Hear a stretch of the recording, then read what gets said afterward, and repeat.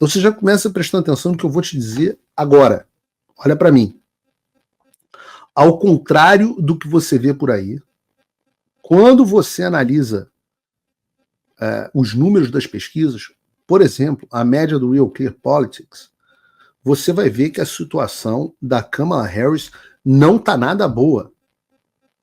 Eu já falei isso aqui algumas vezes, mas nas eleições presidenciais de 2020, a média das pesquisas elencadas pelo RCP, pelo Real Clear Politics, dava uma vantagem de 7,2 pontos para o Biden contra o Trump, e na realidade, a vantagem do Biden, com toda aquela roubalheira, acabou sendo 4,5 pontos. Ou seja, a média do Real Clear Politics superestimou o resultado do Biden em 2,7 pontos. E a média atual dá uma vantagem para Kamala Harris, está aqui o número na sua tela, de só 2 pontos. E é isso. Historicamente, os candidatos democratas têm um favorecimento nas pesquisas eleitorais. Isso quer dizer que, apesar dessa suposta liderança, na realidade, Kamala Harris, se a margem de erro se refletir das últimas eleições, Kamala Harris vai estar atrás do Trump. E eu volto a dizer, também vivo dizendo isso, que isso é em relação ao voto popular e não em relação ao colégio eleitoral. No colégio eleitoral, a estimativa é que Kamala Harris precisa ter de 3 a 4 pontos a mais nas eleições no voto popular para levar no colégio eleitoral. Ou seja, os números todos dão a impressão de que o Trump vai vencer. Opa, desculpe interromper o seu vídeo, mas desde 2022 eu continuo com as contas bloqueadas e o passaporte cancelado pelo Xandão. Se você aprecia o meu trabalho e tudo que eu faço pela liberdade de expressão, tem um lugar onde você pode se tornar meu apoiador com uma pequena quantia por mês. Acesse www.paulofigueiredoshow.com e torne-se meu apoiador, e aí você vai receber conteúdos exclusivos e desconto nos meus cursos. Ou então você pode se tornar meu patrono Gold e passar a me pautar, tem reuniões comigo, você entra para o meu grupo de WhatsApp, que eu uso sempre. O link para tudo isso está aí na descrição. Então você pega, por exemplo, só para pegar as 5 últimas pesquisas de cima para baixo, tá? Ou melhor, de baixo para cima. Você pega a pesquisa Emerson, Kamala 50 e Trump 49. Em 2020, essa mesma pesquisa, alguns dias antes da eleição, dava 5 pontos de vantagem para o Biden sobre o Trump. Ou seja, foi um instituto até bastante preciso. Errou por meio ponto, que quer dizer que, caso eles mantenham essa margem de erro, e óbvio que numericamente isso é impossível, o Trump e a Kamala estariam empatados no voto popular, o que significaria Trump eleito presidente no colégio eleitoral. A pesquisa do New York Times e Siena dá Kamala 49 e Trump 46. Essa mesma pesquisa, em 15 de outubro de 2020, dava para o Biden uma vantagem impressionante de 9 pontos. Então essa é uma pesquisa, uma margem de erro de 4,5 pontos, que significa que o Trump estaria bem à frente da Kamala. Se a margem de erro for mantida nessa pesquisa, em favor, né, em desfavor do Trump, ele vai estar muito frente à Kamala. Tem um número que eu acho interessante, e esse é o ponto aqui de atenção e um pouco de preocupação. Eu sempre falo para vocês, quem me acompanha há muito tempo sabe disso, que há um instituto que eu gosto muito, que eu acho eles muito precisos, que é o TIP, Issues and Insights, e TIP, que dá uma vantagem para a Kamala de 2 pontos sobre o Trump. E há 4 anos, o mesmo TIP dava 4 pontos de vantagem para o Biden, sendo uma das únicas pesquisas que subestimou, ou praticamente acertou, o desempenho eleitoral democrata. Então, nesse cenário, é o único cenário em que a Kamala Harris continuaria na vantagem no voto popular. Talvez, se esse instituto estiver preciso, ainda assim, com 2, 3 pontos, ainda assim a vitória do Trump é provável no colégio eleitoral. Mas esse é um ponto, sem dúvida nenhuma, de atenção. Pega o Yahoo News, que faz a pesquisa em parceria com o YouGov. 47 para a Kamala e 47 para o Trump. O Yahoo News não fez pesquisa em 2020, mas o YouGov fez, sempre dando uma vantagem desproporcional para os democratas. Você está mostrando empate aqui, é vitória do Trump. Pega Reuters Ipsos, dá uma vantagem para a Kamala de 2 pontos. Volto a dizer, se a Kamala ganha 2 pontos voto popular, perde no colégio eleitoral. A Hillary ganhou o voto popular por 2,1 pontos. Perde no colégio eleitoral. Se a pesquisa da Reuters Ipsos estiver correta, Donald Trump será o próximo presidente.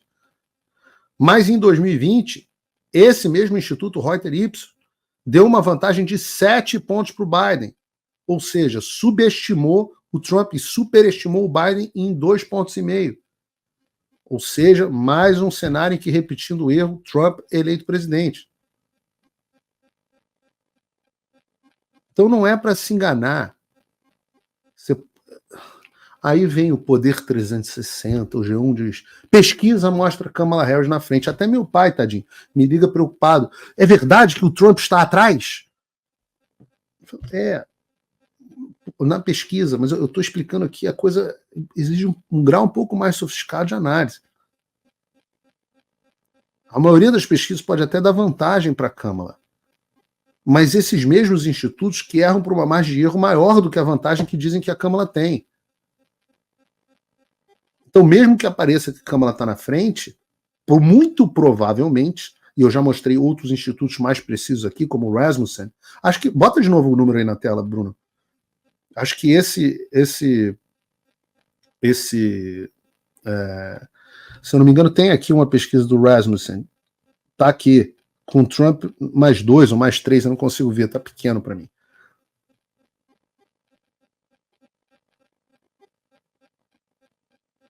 E não é só chute do Paulo Figueiredo. Você pode achar que o Paulo Figueiredo está sendo otimista. Eu estou olhando os números. Você tem o mercado de aposta confirmando essa tendência. No Polymarket, o maior mercado de previsões, né, de aposta mesmo do mundo, o Trump tem uma probabilidade de 52,8% de ser eleito presidente dos Estados Unidos. A Kamala tem 46,7%. Aproximadamente 6,1 pontos de vantagem na probabilidade do Trump vencer. E é claro que isso acende um alerta vermelho no Partido Democrata. E você não precisa acreditar em mim. Ouça você mesmo o que a Hillary Clinton está falando. Forms, whether it's Facebook or Twitter X or Instagram or TikTok, whatever they are, if they don't moderate and monitor the content, we lose total control. And it's not just the social and psychological effects, it's real harm. Prestem atenção. Essa é uma das maiores cobras, uma das maiores raposas, uma das maiores macacas velhas da política global. Uma das maiores. E reparem o que ela está dizendo para você. Deixa eu aumentar o meu ar-condicionado aqui, porque senão daqui a pouco eu começo a suar, né? Nesse calor, como sua bunda. A Hillary Clinton está dizendo o seguinte: se a gente não forçar as redes sociais a moderarem o conteúdo, e com moderar conteúdo ela quer dizer censurar o discurso que não concorda com o meu, eles vão perder. Se a gente não censurar, o Trump ganha, como eles fizeram em 2020. Não é a dona Cleide falando, é a Hillary Clinton. É uma das figuras mais importantes do Partido Democrata, ex-candidata à presidência dos Estados Unidos, ex-chefe do Departamento de Estado.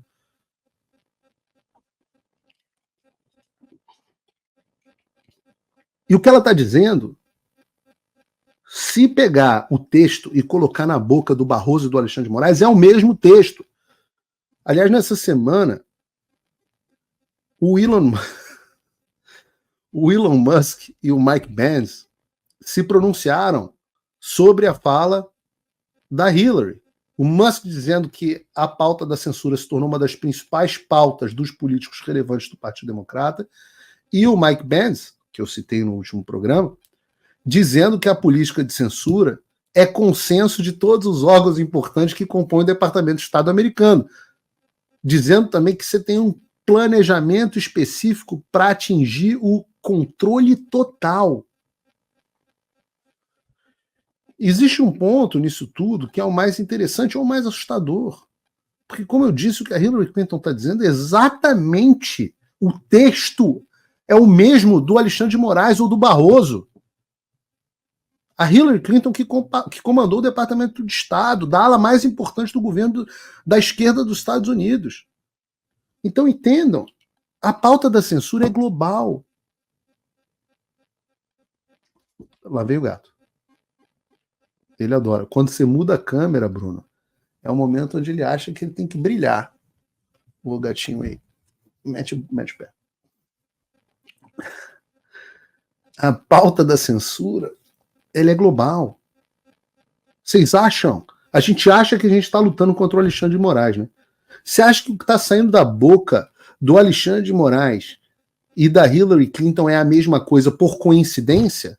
Ou que o Alexandre de Moraes está dizendo para Hillary o que ela tem que dizer? Então, você tem uma pauta de censura global, você tem que ter uma luta global. E a gente está perdendo, tomando 7-1 no Brasil, que se tornou o país mais censor do mundo, do chamado mundo livre, porque a gente está lutando no nível nacional. Então, eu volto a dizer, será que o discurso da Hillary Clinton é idêntico ao do Alexandre? Porque o Alexandre manda na Hillary? Ou será que a Hillary manda no Alexandre? Ou que ambos obedecem ao mesmo mestre, ainda que esse mestre não seja necessariamente um indivíduo, mas uma ideia, um consenso. E é por isso que eu digo, é por isso que eu estou brigando tanto para que as pessoas entendam que essa pauta é global e não local.